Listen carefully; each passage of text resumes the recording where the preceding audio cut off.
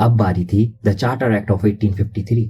ये एक ऐसा मूवमेंट था जब ब्रिटिश सरकार ने डिसाइड किया ईस्ट इंडिया कंपनी पर अब परमानेंट ट्रस्ट नहीं किया जा सकता। सब कुछ स्टेबल दिख रहा था, but internally the system was weakening.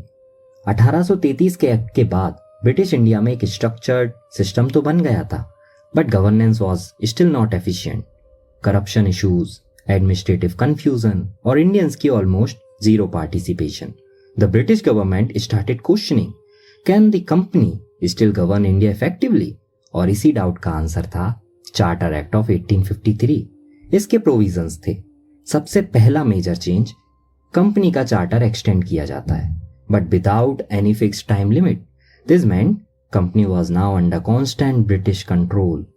Second, legislative और एग्जीक्यूटिव फंक्शंस अलग कर दिए जाते हैं। गवर्नर जनरल की काउंसिल में एक सेपरेट लेजिस्लेटिव काउंसिल बनाया गया और this was the beginning of modern legislative system in India. और तीसरा, सिविल सर्विसेज में एंट्री ओपन की गई through competition. In theory Indians could now enter the system, so access था बट इक्वल अपॉर्चुनिटी नहीं। अब इसका इम्पैक्ट क्या होता है? कंपनी का कंट्रोल वीक होने लगता है, ब्रिटिश सरकार का इंटरफेरेंस स्ट्रांग हो जाता है। This act showed that company rule was coming to an end. और एक और इम्पोर्टेंट बात, फर्स्ट टाइम ब्रिटिश सिस्टम में मेरिट बेस्ड रिक्रूटमेंट का कॉन्सेप्ट आया।